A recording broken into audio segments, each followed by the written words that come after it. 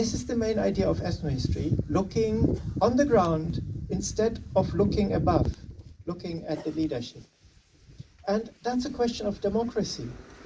I would like to say that our respect for the different communities, which are the basis for humankind, is not an idea to reject unity of human beings. That's not the point. It's about understanding that unity does not mean everyone is the same and following the same ideas and the same ideologies and the same language even under one leadership. No, it means an extremely complex mosaic of peoples, of populations, with their own traditions, their own languages. So respect for minorities means respect basically for the idea of democracy. So if we are looking at the Frisians, this is not something old-fashioned in the sense of let's look back into interesting traditions and today everything is different. No, it is about understanding what human beings are. Human beings on the ground, with their neighbors, with their family members. Human beings are not part of a huge ideology where everyone is the same and everyone goes to elections and everyone is happy. No, history and democracy starts with the neighbor, with the community, and with interaction. Interaction means, and I will come to the examples from Eastern Frisia which I have brought, interaction doesn't mean interaction just with the neighbor, just in the village. It can go very far. And the Frisians are a good example for exactly that. It's a very local people, deeply ingrained in the land, through their traditions of agriculture, at the same time through the sea, interconnected with the world. And the Frisians are a very good example for that. I will come now to some details. So my own background, I have mentioned it, is my family background. My own experience is the research in villages, which I have carried out, starting from the age of 16. And this was the starting point of my experience. Now, also one thing is very important. All over the world, we have sort of national renewal, and national renewal sometimes doesn't follow a very basic idea. Populations, peoples are always changing. History is changing, language is changing. So, as ethnohistorians, we do not look at history in the sense of once the people were like this, and they will always stay like that. No, change is the basis. But change is not something just meaning giving up the past. It means a natural change through interaction. And again, the Frisians are an interesting example for that, because while Frisians tended, and all history of Frisian populations, of Frisian groups are telling us this, Frisians are amazingly conservative in the sense of conserving language, cultural traditions, local autonomy, Frisian freedom, on the one hand. On the other hand, if we look at Frisian history and cultural history, we see, now I have a challenge, but it doesn't matter, we see a great flexibility. So now let me start with some examples. When yeah, maybe that's a good idea. Thank you so much. Thank you. Fantastic. So let me start with some examples. One of my experiences, when I was going through the villages on food, which are linked with the stories I heard from my grandfather. My grandfather was guiding me from the back. I knew, for example, one area where a specific land and the farm was in the hand of this one specific family, to which we also belonged, over 500, 600 years or more. So an extremely deeply ingrained family in one land with their cows, with very rich, fertile lands. So I went there. I went to the villages, and whenever I arrived, people told me, do you belong to that one who was my great-grandfather? He is the brother of mine, and so on. So what I found, wherever I went, in these ancient settlements, people knew how to connect each other. Even while I was walking in a village, in fact it was Ditsum, just near the Dutch border, I said, I'm interested in that house. There is some old sign, some family crest. Oh, are you interested in them? How are you related to them? I said, in this way, my grandfather's grandmother was from that place. Ah, then we are related. My grandfather's grandfather, and so on. And now it's complex. It is tiny details. People are connecting small dots. Sometimes it's extremely boring. Yeah? Family stories here, many names. I mean, that's a boring thing. But what is interesting about it? This is not because some people wanted to remember all these names of grandfathers and grandfathers of grandfathers. So it is not just, let me call it, genealogical knowledge or genealogical interest. There's a socio-political reason behind.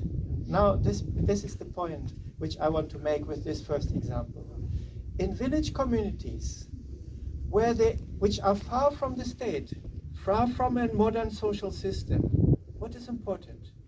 You have to know to which lineage you belong, your mother belongs, your mother's mother belongs, where there is land heritage, where there are relatives who may have inherited a lot of land.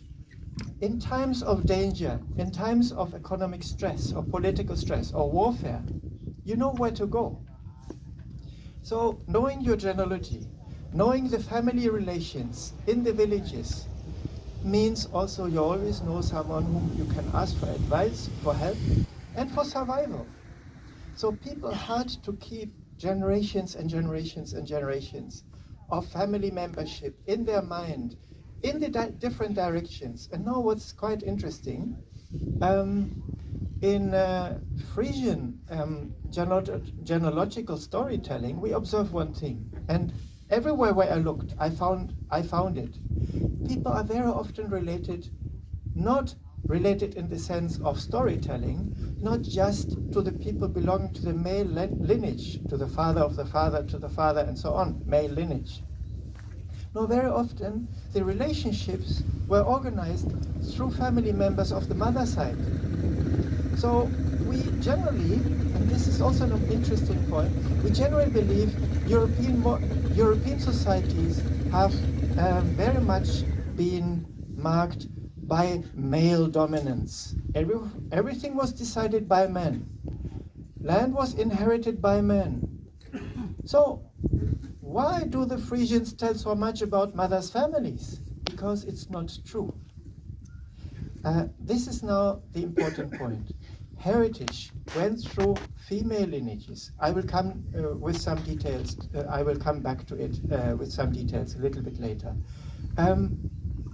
You could trust the mother's side of your family closely. There is something which even modern research, social anthropological research, is finding in different societies of the world. I find the same in northern Ethiopia. And we have examples from China.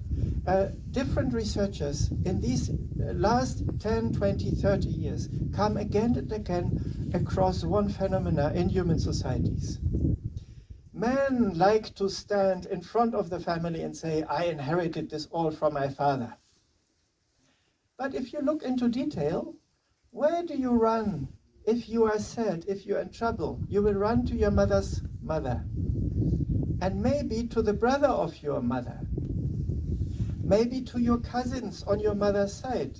Because on the mother's side, the mother's lineage in human societies is amazingly important because of deeply ingrained, enrooted trust and relationship. So we cannot confirm from cultural history point of view, we cannot confirm that societies, even if they have the man, the face of the man in front, that human societies are only organized through men, through male leaders. It's the grandmother, it's the mother and their side, which is organizing local society and relationships. Now I use the word relationships.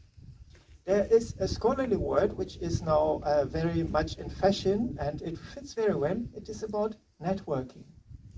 Now I spoke on the relationship side of this village reality, but we call it networking. Societies are based on networking. Networking means people are exchanging news and information through their networks of people whom they know. In times of stress, this networking will help you survive. But this networking also helps you to give you access to information, to positions. So networking is very often seen as something negative. Oh, you have a rich uncle, that's why you will get a position. Yeah, that's the corruption side of networking. But if we look at it from this negative point of view, we underestimate the importance of networking as the basis of human life. We are not alone. We are not even individuals. Our entire thinking and interaction with even the people around us depends on a multitude of experiences based on human experience, with elders, with youngsters. So networking is the basis of organization of society. We can even say networking is the basis of politics. To my great surprise, when I already mentioned it, to my great surprise when I was going through the villages in northern Ethiopia, which is an ancient community of agriculturalists, 4,000 years agricultural history, I found the same phenomena as I found in the Frisian village in the beginning of my research.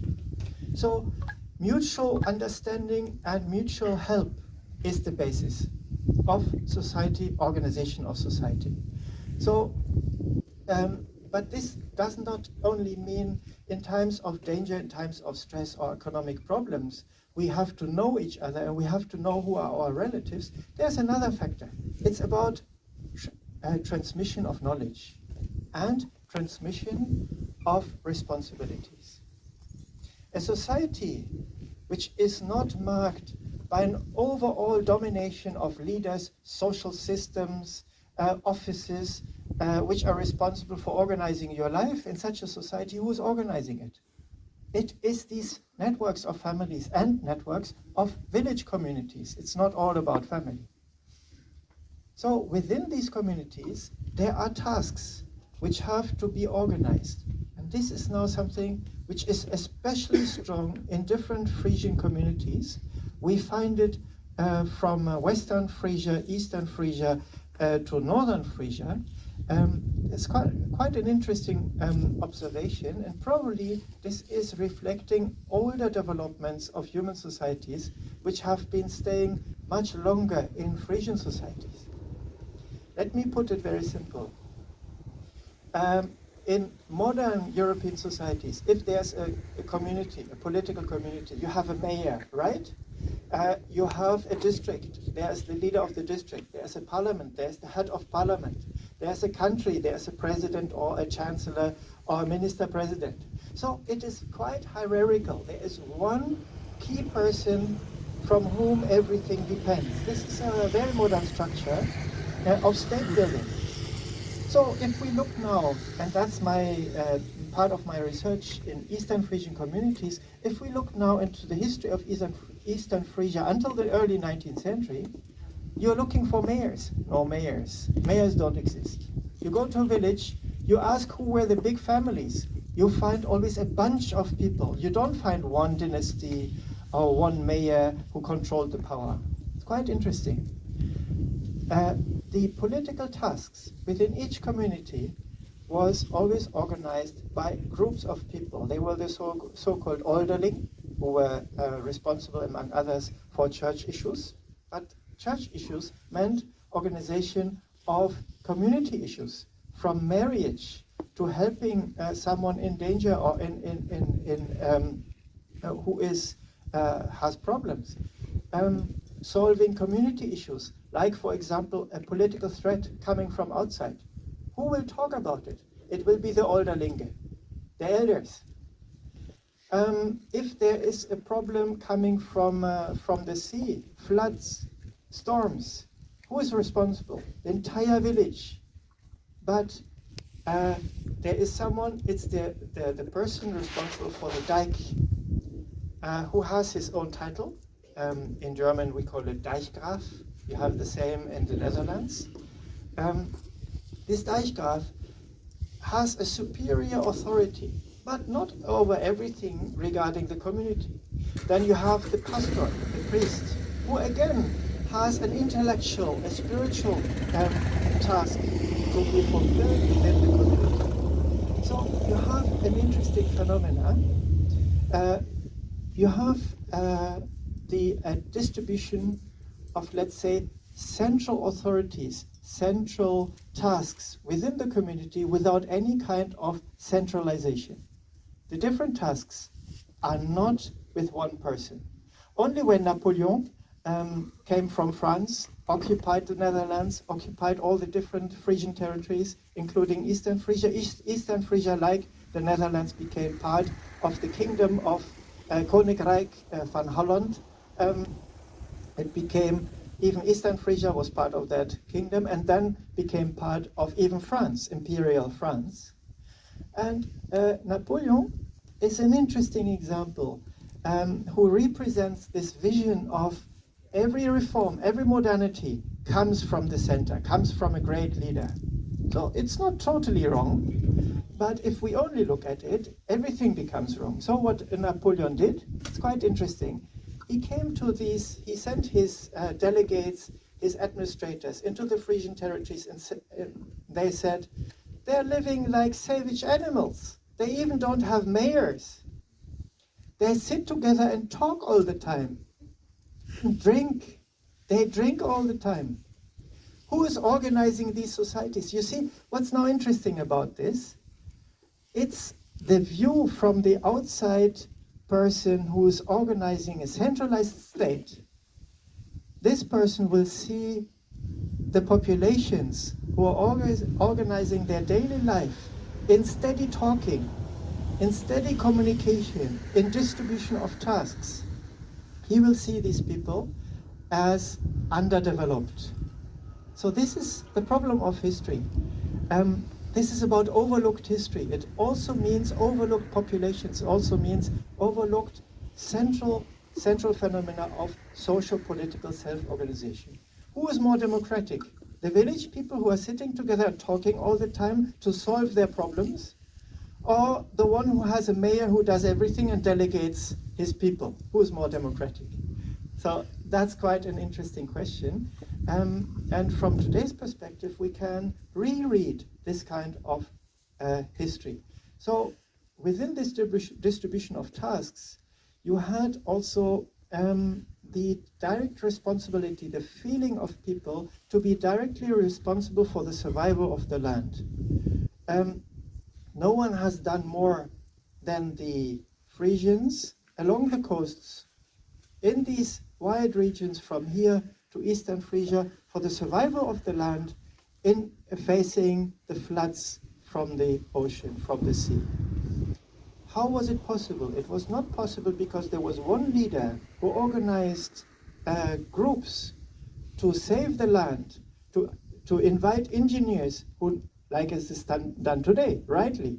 But it was done by the local populations who needed everyone. Everyone means that everyone in the society, everyone in the village has to take over tasks. This again leads to the observation that every single person in the village is important for the survival of the village. Facing the floods means everyone has to help. Everyone has to help is not something you can do if there's a leader who tells everyone what to do. Now everyone has a task, and this task, and that's the second point, the next point, is directly linked with the ownership of land. In other territories of Europe, you very often have land users, peasants who are dependent on feudal lords. So they didn't have full control over the lands. They were in heavy dependency. They had to pay taxation. They had to pay tributes to leaders, to local leaders, and they themselves again had to pay heavy tributes to princes and so on. So the weight of noble leadership, of feudal leadership on wide areas of Europe was very heavy. This was certainly an element where the local populations could not develop their own socio-political system of preserving their land.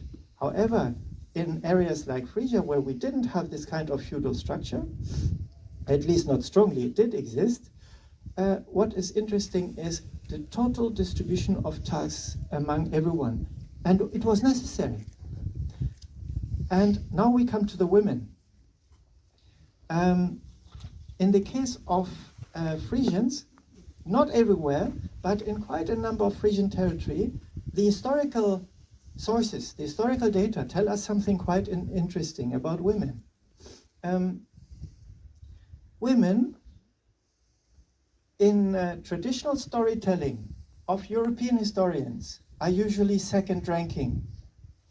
It is usually said that women were behind the men and the men were ruling over society. If we look at Frisian, suddenly things look totally different. It doesn't mean the women were ruling. We didn't have matriarchal structures in Frisian societies. But what we did have, we have a number of examples.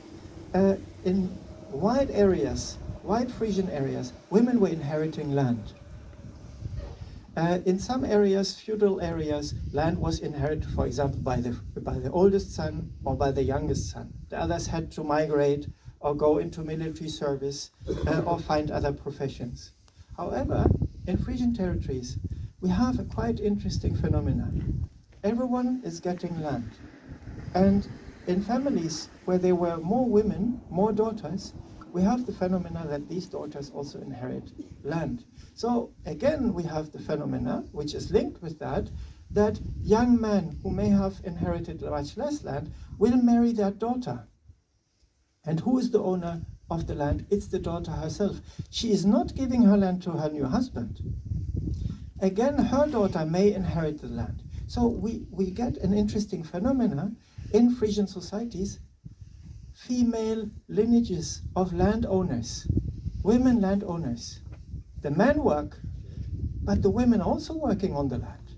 So we have a phenomena where the male and the female members of society are all taking over very high level of responsibility for the society. This is the point. So Frisian societies are quite interesting from an ethnohistorian point of view, because they show an organization of society which does not fit in everything we know about older European societies. And again, I find the same in older peasant societies in other parts of the world, where the state was not dominating. Why? We have always to keep it in mind. Networking, genealogical knowledge, family relations knowledge was the basis for survival of these societies, one. And second, everyone had to play a role in the society for common survival. This had even the effect, later inside we will have a short PowerPoint presentation where I also show you details on that. It had the effect that, for example, family names didn't really exist among Frisians, but sometimes clan names existed. Clan names sometimes linked with land, linked with an important ancestor, linked with some important property. For example, in Eastern Frisia, we have one area which is called the Münche. Huge lands, very fertile lands, not far away from Leer. It's in Overledingen. What is interesting there, one big land ownership family was calling themselves Müntinga, which means the one from Münche. They were the owners. So such kind of clan names, sometimes, very often it was after an ancestor like Vjarda or similar names. What was important about that? These names were sometimes inherited together with the land by the daughter, who gave this name to her son, who again gave this name to his daughter, who gave this name to her daughter. Along the land ownership, the names were sometimes migrating. So it created very complex family lineages which were not going according to the male heritage. One interesting example which I found in northern Frisia, we find it especially in communities close to the sea, where the men have to go for months and months to faraway countries. They are often on Dutch ships. Frisians were the workers on the ships. So there were no men in these villages. These villages needed a priest. So who was selecting the priest? In feudal areas, it was the noble. The noble was selecting the priest. It was the so-called patron, the patron owner, or the patron, the patron lord of the church. So there was a feudal structure which assured that the pastor will be chosen, who was also part of this hierarchical tradition. But when the pastors went to northern Frisia, they came to villages without men. Of course, men were there, but they came after a few months. So the pastor had to present himself to the women of the village. And the women of the village will check the different candidates who were applying for the job as pastor of the village, and the women had the task to elect the pastor. So you see, this is a political act. It's not about women just playing around or just interested in theological issues. Electing the pastor was a political act because the pastor was a central figure in the organization of the local society. The pastor was not just responsible for theology, for spiritual advice. The pastor was there to organize the livelihood of the local people. So another phenomena in the 19th century, we find it a lot in the 19th century, but in a different way we find it much earlier. Women, originally being sometimes very, very important landowners, were also becoming quite active in the production of tiles. The tile industry along the coasts was extremely important. We have a very important tile industry in Eastern Frisia, along the different rivers and channels. Boats were transporting tiles, which were transported very far, exported. It became a flourishing industry in the 18th century, 19th century. Sometimes, who were the owners? Who were the owners of these enterprises? Women. They inherited these industries. So the first female entrepreneurs, among others, of course, in Europe were Frisian women. It's in the logic of what I have just explained. So to sum up, I have to add two more things. Now I was speaking mainly on a local self-organization, this kind of democratic traditions, which were the basis of survival. I have always to underline that. But I spoke now of the lands. But in the beginning I mentioned the seas, the overseas movement along the ship lines. You found Frisians in the Dutch Eastern Indian Company. You found them in Batavia, in Jakarta, today's Jakarta, Indonesia. You found them in different territories in India. When these Frisian men came back, they brought jewelry, porcelain from China. My granduncle in Ditsum had a forbidden room. It was piled up with silver and porcelain from his grandfather and the grandfather of the grandfather coming from China and other territories. It was the forbidden room, which was only possible to be entered in very specific celebrations of the family. This sounds anecdotal, but it's quite important because with these objects, knowledge came, the knowledge about the world, and an amazing openness towards influence from outside. You may know, if you studied the jewelry of Frisian women in older documents, they're typical Indian. You will feel that they are typically Frisian, but in fact they were based on Indian Ocean jewelry techniques. That's not surprising. Sometimes these seafarers came also back together with women from these territories. Frisians means Frisians have always been very open to this kind of assimilation. The origin of Frisians is rather in the social political structure, but lineages go everywhere into the world. And objects, products came from everywhere. The Frisian tea culture is the best example. before anyone was drinking tea in Central European areas, Frisians were already, together with the British evidently, tea drinkers. And you all know this very complex ceremony with putting the milk in a specific movement into the tea. You know where you find this kind of ceremony? In the Sultanate of Oman and in India. That's an Oriental tradition. So I would suggest that we should understand societies like the Frisian minority, the European minority of the Frisians, not simply as a small closed group somewhere in the lands which are free and autonomous, but we have to understand them, one as people who are very close to their own communities, and on the other hand, people who are connected to the outside world and integrating information from outside. And of course, last point, integrating migrants.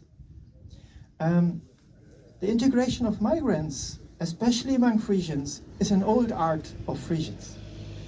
Quite interesting. Within 1-2 generations, everyone was a Frisian. Speaking the language, intermarrying with the community, taking over responsibilities. Why? Because everyone was needed. If you need everyone, you will not ask after difference. You will ask after cooperation. And this is what we find also in Frisian genealogies. If you dig and dig and dig, you find a lot of migrants whose children already have Frisian names, speaking Frisian, either here in the Frisian-speaking territories or Eastern Frisian Platte. The integration is extremely successful among Frisians, and it is not a surprise. Communities which need everyone and will integrate everyone. That's why this is another element of Frisian tradition. To stay only with what you believe is yours without integration is not useful for survival. Now I have given you some insights into some Frisian traditions which we can observe. I spoke in general terms, but we have a lot of concrete examples, and some of these concrete examples I will tell you in the PowerPoint a little bit later if you're interested. Thank you so much. And we are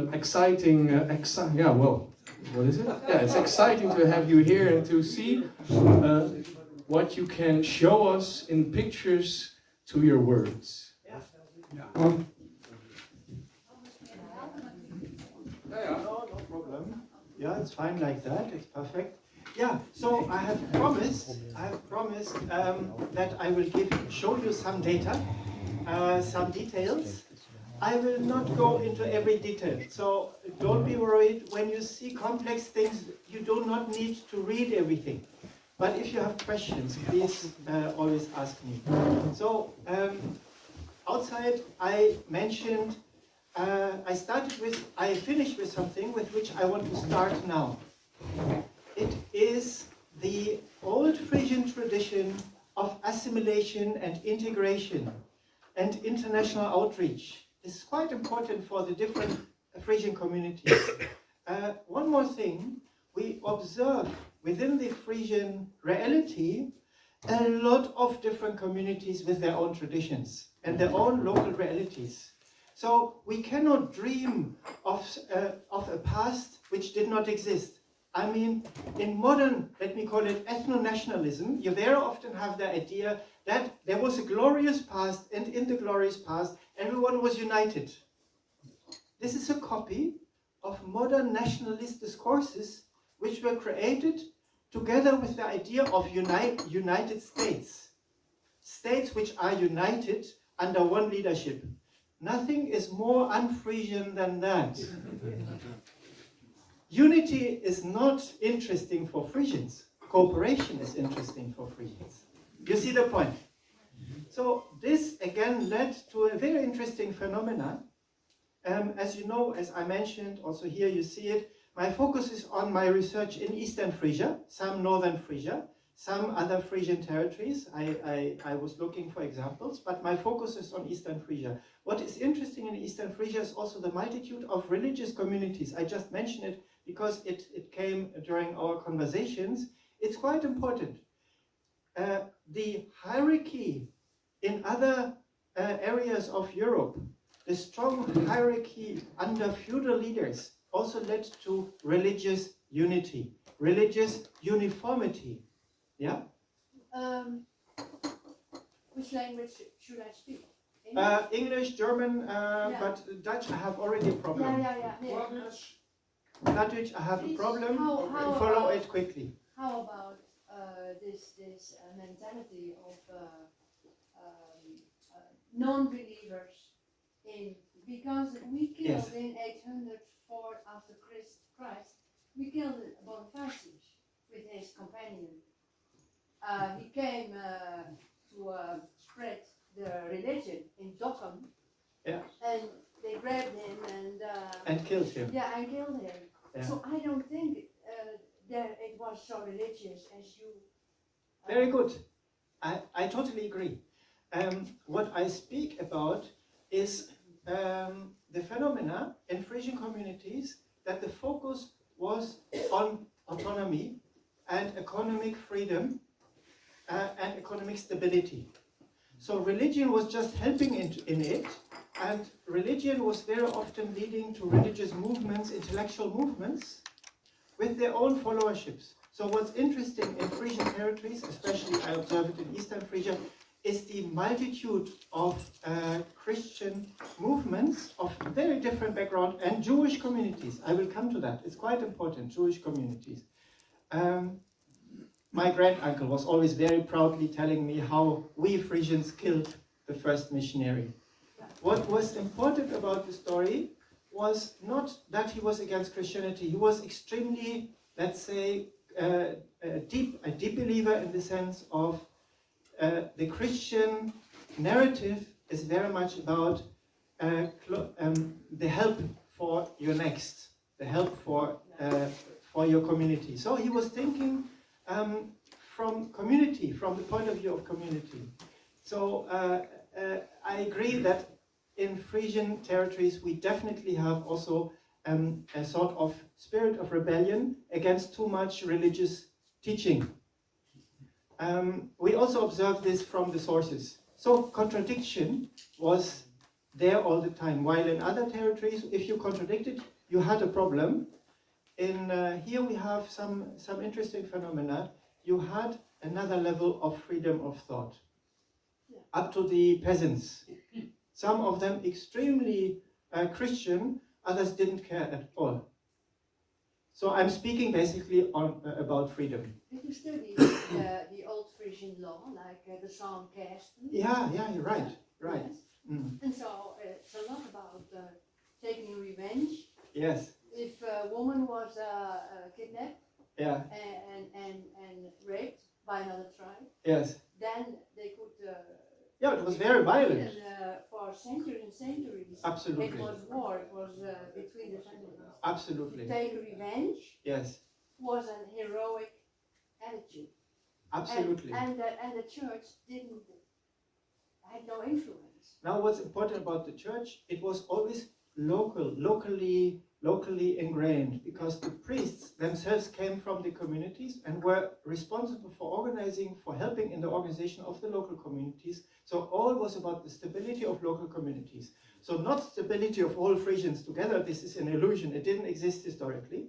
And that's not the reality which we have to expect from looking into the past of populations. What's important is the stability of local communities. So everything which I'm presenting here is about creating local stabilities in plural, which also includes warfare. I will come to that. Frisians were killing each other in the most fantastic ways. Yeah? So I will come to that shortly. So let me continue. After that we can come back to this point if we need. Just to complete the picture, you know about the Jewish community of Amsterdam, right? Extremely famous. The philosopher Baruch Spinoza comes from that community. Sort of everyone knows, somehow at least, that the Jewish community of Amsterdam had been founded by so-called Marranos, so Jews who fled away from the Iberian Peninsula. because they were forced to give up their Jewish background, and so I don't go into the details. However, what's interesting, the Amsterdam community, the Jewish community had been founded by Frisians.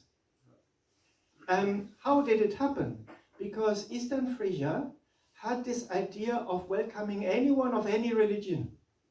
So you had, in Emden, you had a Jewish community in the 16th century, while this was the time of extreme persecution in many territories. However, the Frisians integrated so-called village Jews, local merchants. Let me finish this point. I will not forget you. So this was the reality in that time. And when Marranos merchants came to Emden, they found the Star of David on one of the houses of Emden. They said, oh, maybe this is our chance to get back into some contact with some Jews. Yeah, the isolation was extreme, because if you were somehow Jew, or you showed that you were Jew, you were dead, you were killed. The violence of the state was behind the control of the mind of the people. So this created a sort of underground, let's say, feeling. Let's continue the knowledge that we are Jews secretly. So when they came to Frisia as merchants, to Eastern Frisia, to Emden, they found there are Jews following the religion openly. So they asked him, we want to become Jews again. We don't know what means Judaism. It was forbidden, so they had no teaching. So they invited this Jew from Emden to move together with them to Amsterdam to create a new Jewish community. So it was created based on this idea of Frisian freedom. I don't want to push it too far, but this aspect is quite unknown. But you see, I put it into the context of this international outreach of the Frisians, which was typical, with all these merchant networks entering into the Frisian territories. So this is one aspect. The other one is the one of intellectual freedom, which went very far. Yes, please. Well, I just wondered, those Jews in the north, were they descendants of the Ashkenaz Jews? Well, the Sephardim. Yeah, They were exactly. From Spain, so they were Sephardic Jews. Yeah, so the... That's a difference. That's... Yeah. Let me explain it. I left it away as to make it not too complex. Yeah. But you're right. The Jews which were among the Frisians were all Ashkenazi Jews. So Eastern Central European Jews. While the Jews from the Iberian Peninsula were Sephardim, which means basically Oriental Jews, or Jews from southwestern Europe, from Spain. So they were part of this huge history of the Arab states of Western Europe. The Arab unity, you know, the Iberian Peninsula was Arab, was Muslim, with different ethnic communities. So that was the historical background. However, the Ashkenazi and Sephardim also met each other through merchant networks. So when there was this breakdown in the late 15th century, the breakdown of this multicultural Spanish peninsula, we had this problem that the Sephardim had to hide or go to North Africa or to the Ottoman Empire. But some of them went to Frisia. This is the story we don't know. Some of them settled in America. So this is how the Ashkenazi and Sephardim cooperated to create the Sephardi community of Amsterdam. So this is a detail, it's not part of my main lecture, but it illustrates my point. So let me now come to this. Here you may see, you may not see, it's maybe not so important, but I wanted to add it as an example. You may be aware that the history of art, of daily life art, among Frisians also highly interesting and quite different from other territories. This is in Brandwien Kopslepelken. I don't know if you know that. So this is very important. It's a specific culture where you put the small, how do you call it, resins into Brandwien. And anyway, you have these silver spoons. So these silver spoons, you find them in northern Frisia, in eastern Frisia, and other Frisian territories. So where did it come from? In fact, this was introduced by silversmiths who learned from exactly these international networks. So we have here a local Frisian development based on the international culture of silver spoons. And here you have teapots, North Frisian teapots, full of gold. What's important about them? That the local autonomy also allowed simple peasants, simple in quotation marks, they were not so simple, to live a luxury or to show a sort of luxury standard of livelihood. So that's why I chose this. And I want to put this again in context. So why is all this interesting? Because I had already explained this. We are interested in the culture of past societies. So this ethnohistorical approach is about looking into how societies of the past had practiced their livelihood, their societies, and their culture. It also asks after how the history, their own history, is remembered. So this is interesting because this is what I had told before, this example of people remembering family histories, where this is not just some boring old uncle telling about some genealogical details which no one wants to know. No, because it is central for society. So the storytelling of the society is important for the organization of the society itself, including family memories. So this is just to put it into context. I don't tell you anything new. We have Stavoren here. I'll focus here on Eastern Frisia. And what's important, this is the only point I want to make here. I spoke about all these small communities.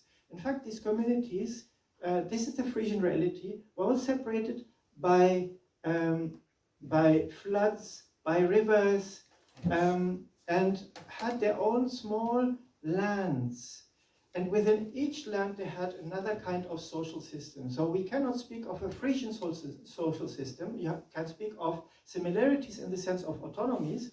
But why? Because of the natural situation. The natural situation was marked by water, by mud, by a lot of lands which were not easily accessible except for the ones controlling it. And that's also part of the history of this battle. That makes it so interesting. You see these arrogant feudal lords coming with their full equipment and disappearing in the water, disappearing in the swamps. They were too heavy for the Frisian lands. The Frisian lands just killed them, and the Frisian knew their land and could remove them. So what's the idea behind this? Is not just about historical luck. It's typical for societies which have learned to use the natural situation for self-defense. That's why within, here it's just another map from the time after Napoleon, such populations very often have complex social systems of self-organization which probably are very ancient, very ancient. This is the point I want to make. So I will give you now some examples.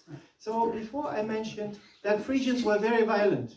So until now I was speaking about cooperation, about diverse communities, about the integration of women into political and social decision-making. This sounds like I want to create a picture of harmony. It's not all about harmony, it's about autonomy. Autonomy means you have to cooperate a lot. But autonomy also means you have to be ready for defense anytime. So people having control over large lands may also compete with each other, with their own followers. And followers not in the sense of feudal lords having dependent people. No, it's all about free peasants who join each other in the interest of robbing other free peasants. So this is one of the realities of ancient Frisian communities, and in the famous battles, for example, of Foku Ukena against Okutomborok, this is of course Eastern Frisia. This is the period of the Hovedlinge, the Hovedlinge were these free peasant leaders, not feudal lords, it's very important, free landowners who allied themselves with other free landowners in order to increase their economic power. So this is a process which led to some feudal establishment of feudal lords among the Frisians, but they didn't manage because it was all about an alliance system, and a system of alliances of these free landowners, of people controlling trade routes, controlling ship routes, allying themselves with other violent groups, like, for example, the pirates, the famous alliance between Frisians and Störtebeker. What is important is not the anecdotal thing, but it is typical for the Frisians, always looking for alliances with others who bring economic advantages, and all together in the defense of their own economic autonomy. So these kind of alliances were one of the realities of the medieval Frisians, but no one had the possibility to establish total control over the others. So what we have is that within this kind of system, which is close to the feudal system, but doesn't become a feudal system, you have all these groups who are all free landowners. And the free landowners, for example, they form groups like this. This is a largely unknown family, but a family which is descending from some of these Hovedlinge of the medieval age. They also are one of the many, many descendants of Ukena, who was the big warlord of the Frisians, and they inherited the land, distributed, and then reassured through marriage. Among others, they married with immigrants of noble background. Now, that's something, again, yeah, I will come to you. This is, again, something interesting about the free Frisians, peasants, through their power networks, through their peasants' armies, were seen as free and almost noble. So children of noble families from German territories or Dutch territories, noble families could marry them. So you have a lot of noble lineages within Frisian peasants' families. So this is a good example. So you have a combination of the idea of nobility, which means control of land and control of people, with the idea of free landowner Frisians, which were just rich peasants, nothing more, and controlling trade to some degree. So this led to marriages like this one. At the same time, Frisians were founding, at some places, especially merchants, cities at key points, which I have explained before. And in these cities, they were institutions of self-organization, and the only political power, supreme power they accepted was the emperor. No one else had access to power of the Frisians, because no one could enter into this very complex system of alliances where everyone was a noble of his own land. We can almost say every single Frisian was acting as if he's a free noble man. How can you control them? It's totally impossible. So this led to institutionalization of this level of which assured that this traditional autonomy had been preserved. So while some descendants of the Hovedlinge, like the Sirsener family in Eastern Frisia, managed to become recognized by the emperor as the Count of Eastern Frisia, for example. The Sirsener family is famous for that. They formed a dynasty. So outside, within the noble landscape of Europe, they could act as if they are nobles like all the others. Queen Elizabeth, King Charles, they themselves are all descendants of the Sirsener family. So they intermarried with all these big nobles. They could marry the daughters of kings. But inside Eastern Frisia, they were just better peasants. Because the others said, we support you just based on the idea that you recognize our autonomy. So a Frisian could never fully control the others, because they themselves had managed to keep a very high level of legal autonomy.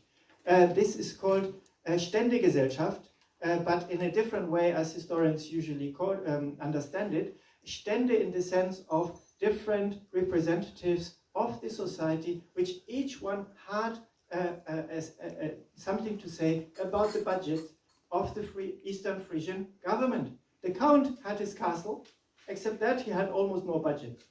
If these assemblies of representatives of the different groups, including the groups of the city, said no, he had just no money. This is the Frisian reality. So this feudal control was sort of a picture, but not a local reality. I don't go into the details here. I stop at this point. Much can be said about that. At the end, it broke down. In the case of Eastern Frisia, it became part of Prussia. Prussia itself had quite a trouble with the Frisians because the Prussians were more used to people who obey to the lord and to the administrators. The Eastern Frisians didn't do that. They even wrote a lot of letters to the king that he has to respect the autonomy. Now let me go, however, into local details. So I had already presented this. This is just to give you some idea, some names. They are all called Watzema. Watzema, you see, it's typical Frisian. It refers to one ancestor called Wate.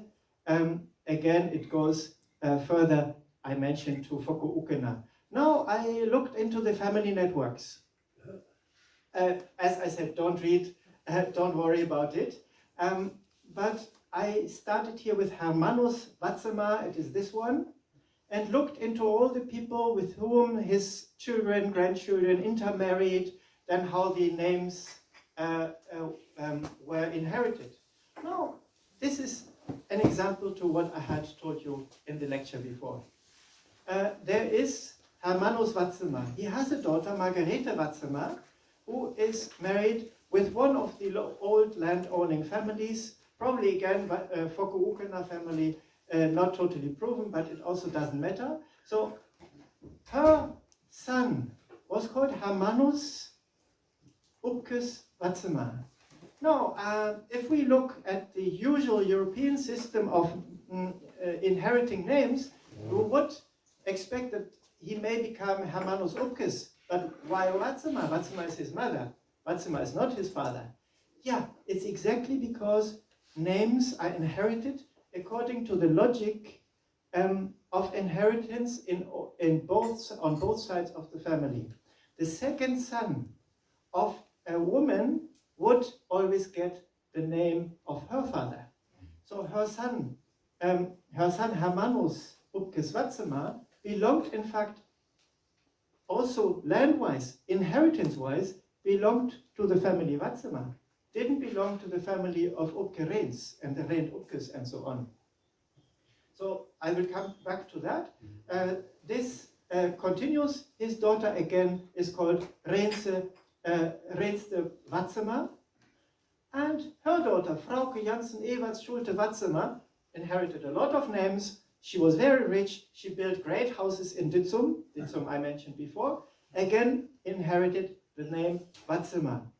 And this family remembered all this heritage. So among her children and grandchildren, they again married into other descendants of the family Watzema. This is another phenomenon which is typical for these local self-organized communities.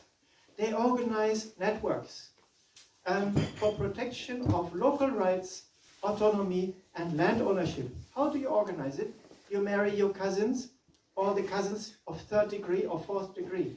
This is in fact, I think, a fourth degree cousin, which are marrying here, and they know that they are cousins because they themselves have inherited different lands, and these lands can go together again. You know, if you always partition your land in different directions along the different lineages, it will become smaller and smaller. So better you marry your cousins, it's coming back. But why is it important from a social-political and political point of view? Because with these alliances, they create local stability. So they ensure that they can continue the control of the land. They don't become totally poor.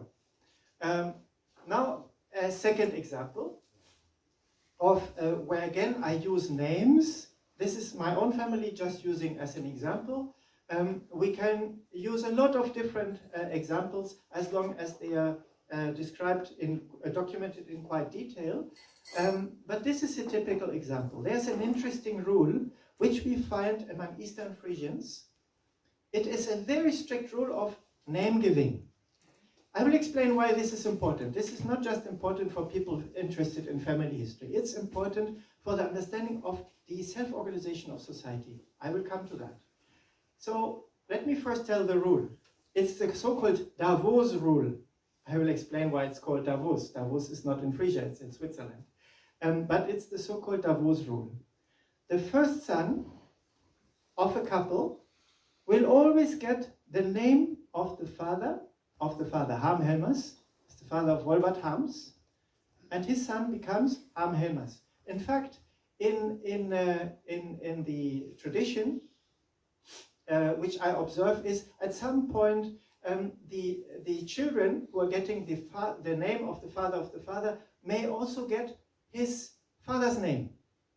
So he's not only called Ham, but even Ham Helmers, while his father is Wolbert. Why is he not called Ham Wolbert? Simply because they wanted to honor the name of the grandfather by giving him the full name. So it becomes now complex because the next one is of course Wolbert, so they have different last names. Typical Frisians. Within one family, I have some very extreme examples where 5 children, all of them have 5 different last names. This is the phenomenon. But I will explain why it's important. This is not about cows.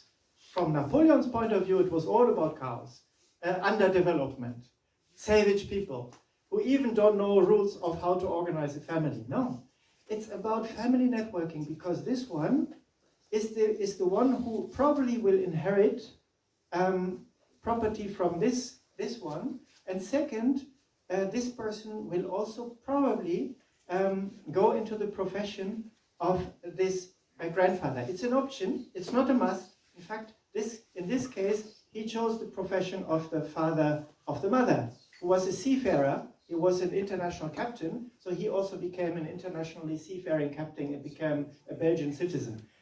So it's an option, it's not a must, but through the name, this option always exists. So he belongs to the family of Ham Helmers. Now the second son will get the name of the father of the mother. The third son will get the name of the father. So this is the basic structure. Why is it called the Davos rule? Now it's quite amazing. We find exactly the same rule in the Swiss mountains. So why do we find it among the Frisians? Why do we find it in the Swiss mountains? And we find it, in fact, in different, quite inaccessible territories which were not under full control of feudal lords. Why? Because it seems, it's an indication, and that's why it's so interesting from an ethnohistorical point of view, it seems that this is remnants of an ancient system before writing.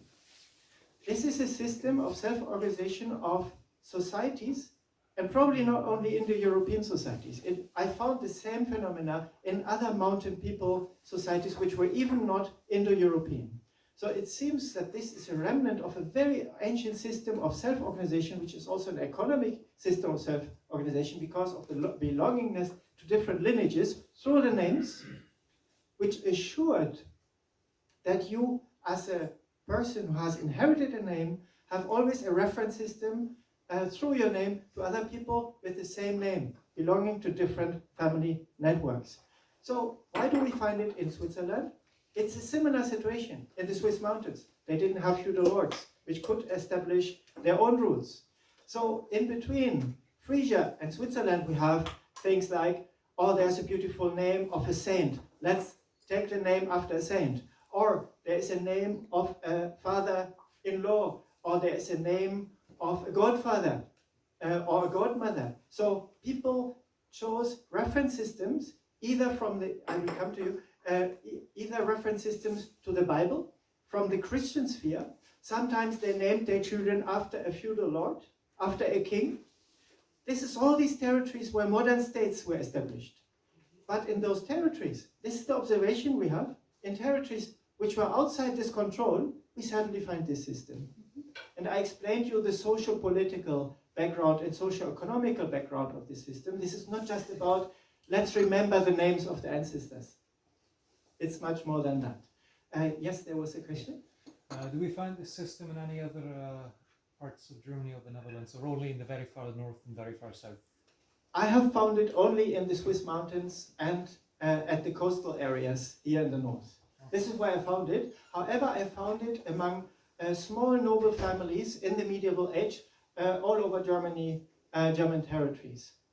In France, I have not found it, but probably because it has been put under new narratives, ideological narratives, much earlier than that. So the hypothesis is that here we have to deal with a system which is quite ancient. It's a hypothesis, but this is what seems to come out by comparison. And I said that this is something we find among people which are quite autonomous, not under control of the state. I found exactly the same system in one totally autonomous peasant society in northern Ethiopia.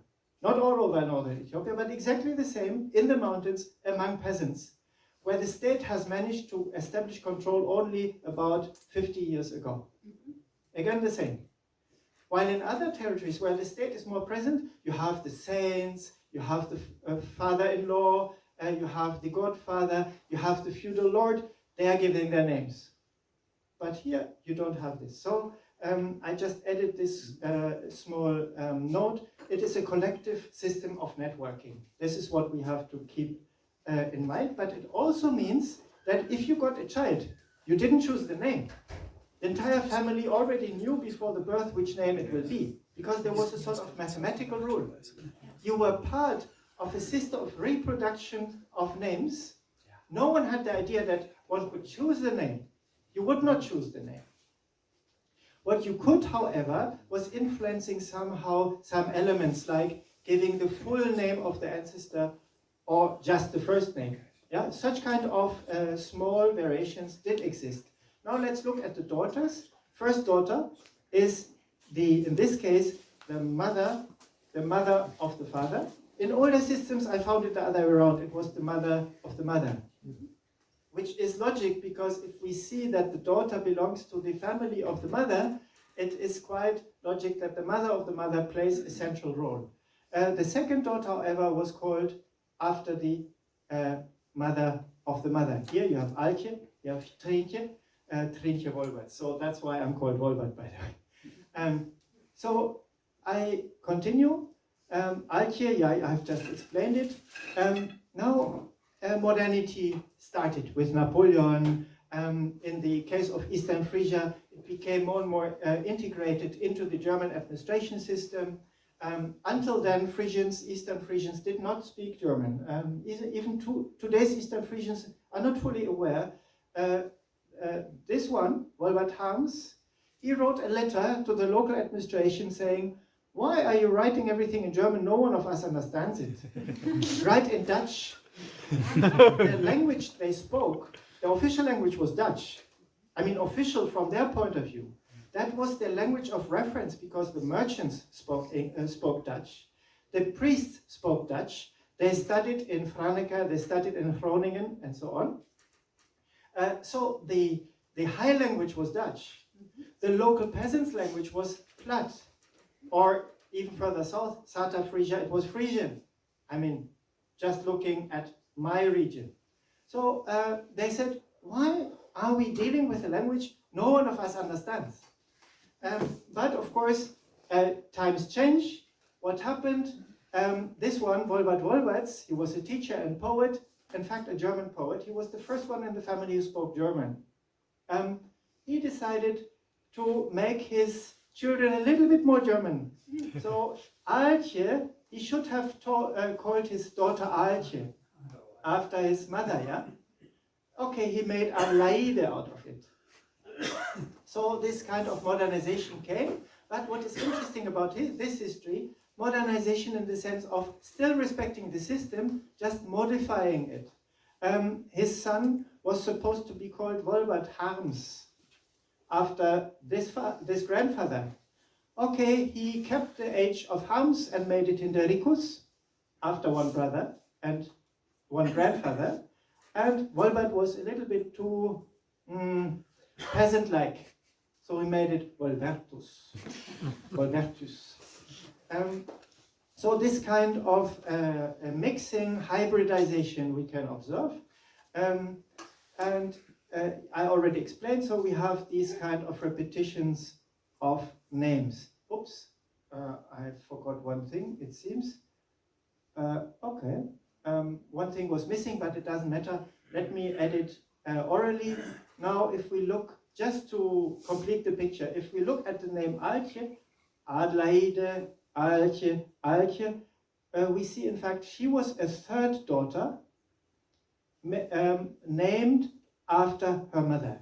So the same was true with daughters. First daughter, mother of the father. Second daughter, mother of the mother. Third daughter, mother itself. So she was the third daughter. I checked it all. It is mathematical. It's absolutely exact. And this helps also people to memorize. This is again the point.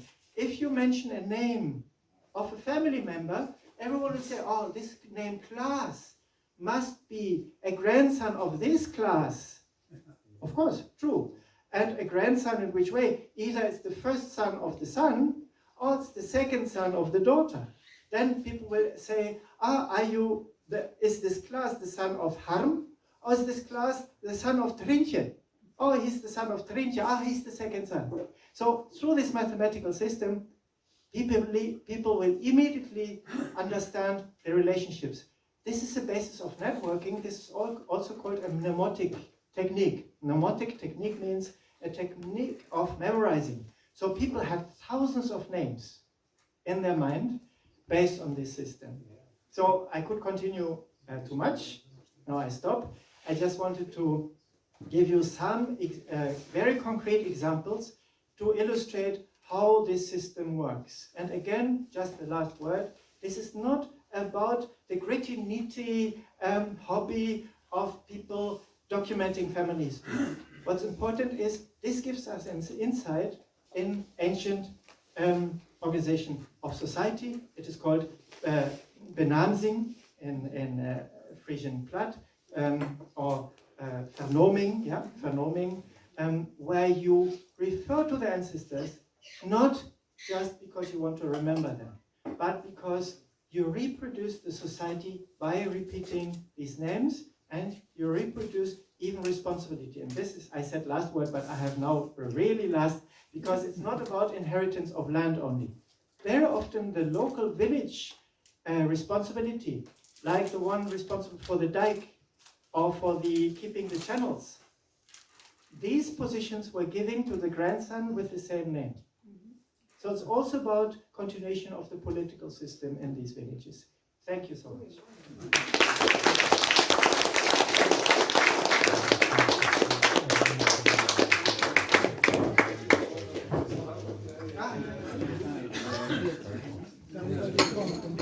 Lieve mensen, het is nu 4:04 ongeveer. Ik denk dat de meesten van die keer zitten ik maar eens in de Koebrug eten. Ik ben net, kun je mijn vinger even opsteken van, nou wij gaan mooi. Je bent maar zien twaalf, je moet eigenlijk graag mooi eten. Twee mensen? Dat kind. Ik heb even skillen. Als je, dat is hier in Starum, ja. Dat is, ik wil maar even kuieren, dat is goed voor u. Maar wat dat net kind, kan zelfs maar de automobiel erin. Maar dat is een paar minuutjes. Kunnen hier hoe het wetter. En dan een strutje tro en dan weer we bij de Koebrug. Dat is die Lietse bregen midden in de stad eigenlijk. Nou is het zo, we binnen iets later begonnen. We wilden eigenlijk nog een beetje discussiëren. Ik wil eigenlijk vaststellen om uiterlijk Jelver, zo'n kwartier eigenlijk die kant op te gaan. Wissel je wat noemers of gegevens uit, maar kon je tekenen, hey, dit is te kwaad, maar we willen het nog even verder repeteren. En oors show je sowieso graag over hier weg. Binnen nog vragen? Ja, wist, dan kom ik met dat. Nou is het zo dat wij hebben van tevoren eigenlijk meer intern zijn met een groepje daar uit eten te gaan. De meesten kwamen uit Duitsland en de gasten hier, de spreker, de band. En nou, zij hebben een groepje. Eventueel is er nog één plakje. Maar ja, zij hebben het helemaal taarrieden. Want ze hebben een hele ploeg daar. En we kunnen dan nou net nog een keer, dit wil ik en dan mag het nog taarrieden worden. Dus ja, dat is wat spietig. Maar als je nou zegt, hier wil ik dat ik wel graag. Dan zullen we zien dat we dat in een nieuwsbrief of iets jij er meenemen.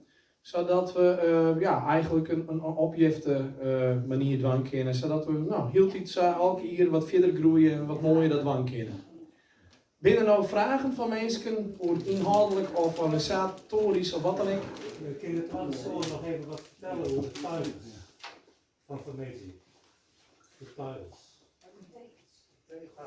Maar waar kun je dat vertellen?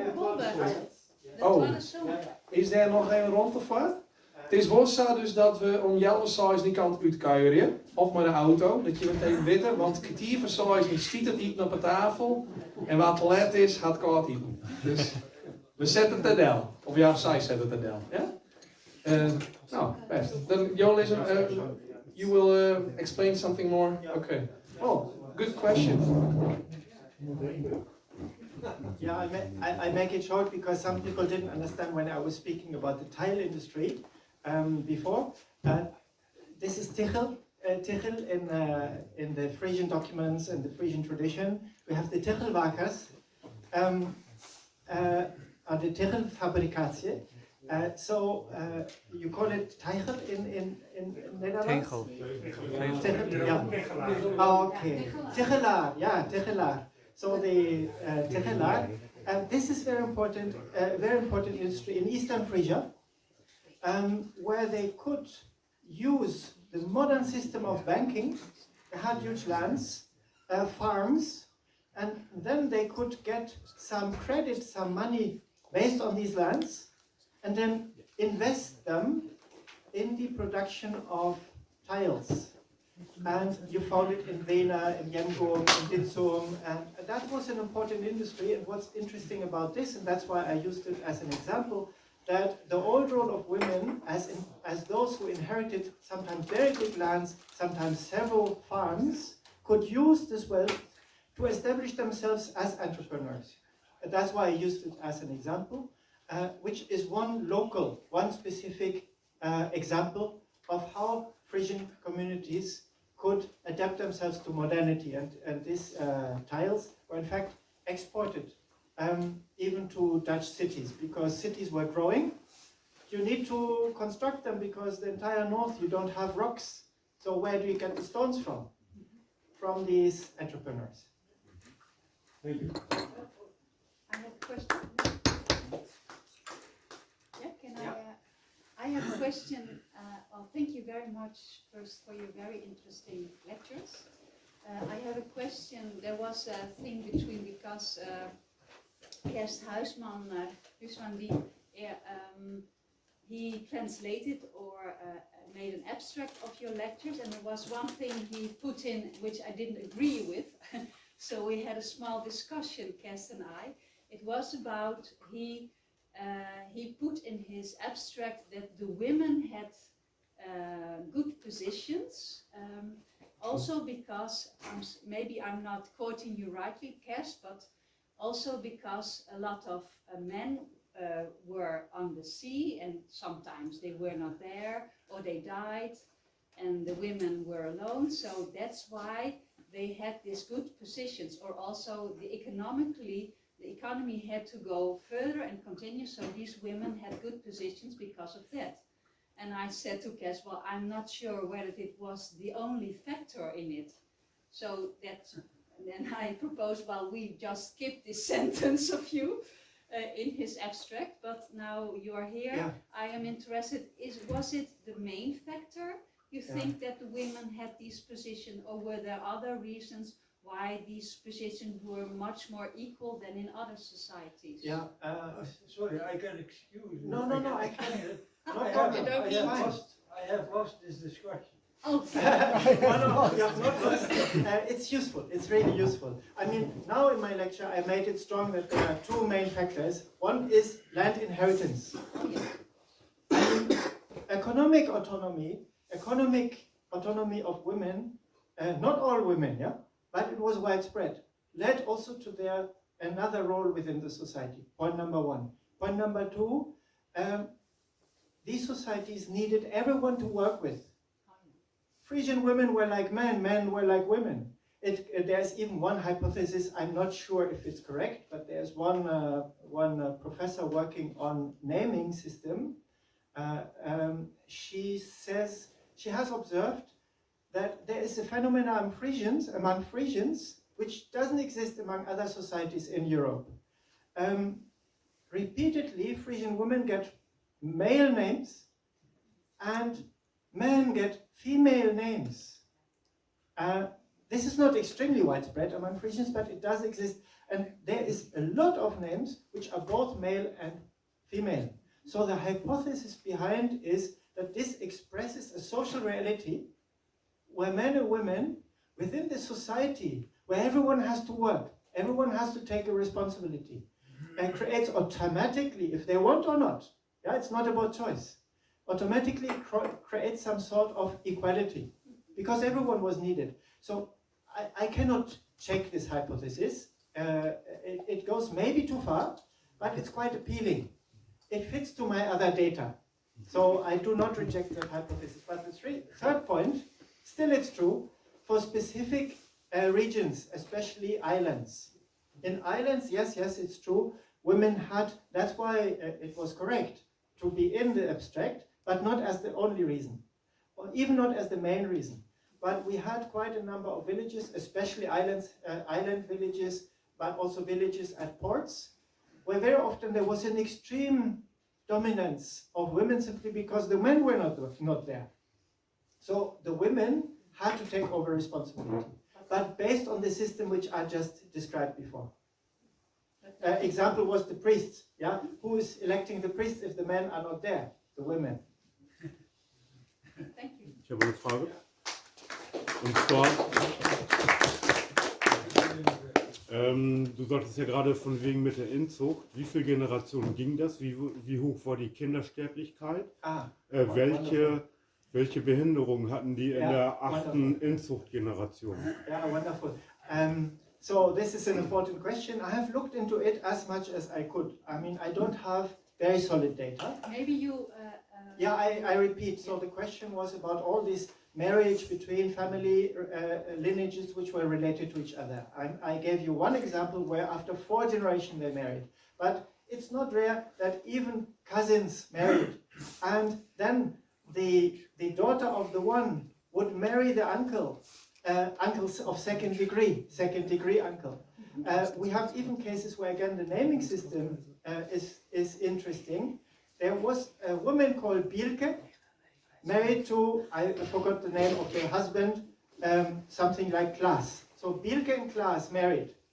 Then, because of the repetition of names, next generation and again next generation, there was again Bielke and Klaas. They were cousins. Of course they married because Bielke and Klaas had married before. Bielke and Klaas married again. So sometimes you get totally confused because the couple, the name of the couple exists 50 years later again. And you say, does it mean they still got children at that age? No, it was another couple, but they reproduced. So this marriage was sometimes not a personal affair, but again about reproduction of the old system. So this led, and you're right, this led to problems. I have checked this in a number of examples. So if they have, for example, the death rate of children was not very high. It is different from Bavaria. There are some interesting research by one colleague who is working on all these registers. And the death rate is not very high. But the rate of people who never married because there was a problem with them, very high. And we have stories and stories and stories of all these peasants' families with their farms. Unfortunately, they have to care for their aunt who never married and who's not very present in her mind. So many stories. So this system was also useful in the sense of caring for the family members who were sort of not able to participate fully in the society. We do have these data, it's true, it happened. And in some cases, you have the cousins, the grandchildren of the cousins who marry again. So it's not about one marriage of one lineage, but sometimes repeated again and again. The grandchildren of the grandchildren again marry. So sometimes it causes problems. Ja. That's why, last word, the migrants were so important. Yeah, okay. I've worked in the Lebenshilfe and there was two brother and sister. It's from the firm from Vienna, the stone fabric. It was in the year 2005. They are in the Lebenshilfe and both are in the Rollstuhl and Behinderung, the same Behinderung. Also, it was 2006, Yeah. and there before is cousin and uncle and other one. Yeah. But the reaction of the life are the two, a young a man and a girl, brother and sister, are the same Krankheit, also the same. Disease, yeah. This is exactly. And that was 2006. Yeah. I mean, I'm sure this changes now, but this system of marriage among close relatives, we know it from pharaonic Egypt, we know it from Japan. This is something we find in many cultures.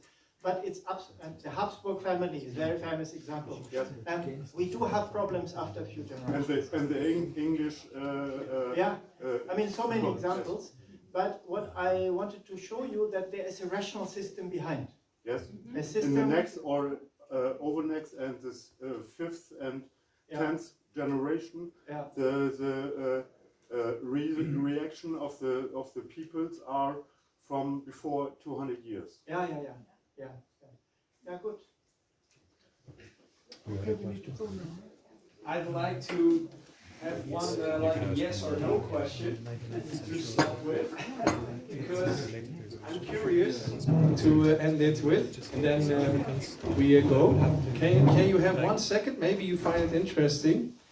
So now we heard that it's mostly about, I would call it in my time like tactics, like, hey, how can we keep this and how can we keep this together? But now is one question. Was it mostly also love as a reason that they married again, or was it more tactics? So I find, can you answer like so much % is still also love? Or like 50-50 or 10-90 or just that? Not a whole explanation, but just say that. Yeah, I can make it short. I mean, my granduncle said, love comes when it's needed. I mean, we can explain a lot, and we don't know the details, but love was there. Very important. Nou, sluit ik al in het Fries. Dank dat je me er alle jaren bij wien. Ik weet net, als we deze presentatie, can we have this presentation online? Or do you say no,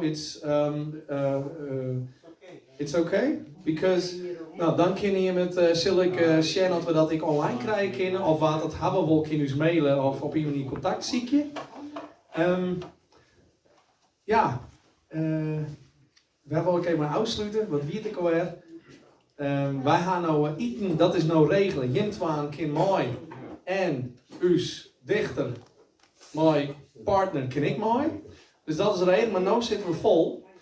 Je kent het natuurlijk mooi kuieren en Sjen dat er nog een plakje is, want ik weet net of er verder wat reserveren is. Ons, hoe dan ik, graag onthoren hier, 26 september. Het is heel duidelijk.